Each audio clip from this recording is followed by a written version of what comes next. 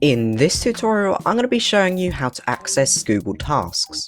Google Tasks is a virtual to-do list, which is great for setting reminders and targets.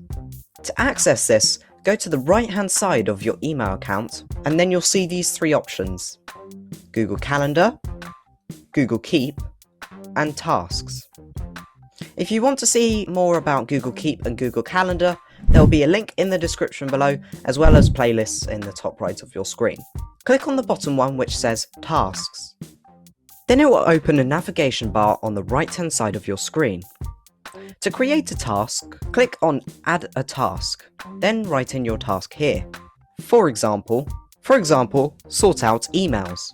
Then your to-do list will be shown. When you've completed a task, all you need to do is click on the circle next to it, which will say Mark Complete. And there you are! That is how to use Google Tasks.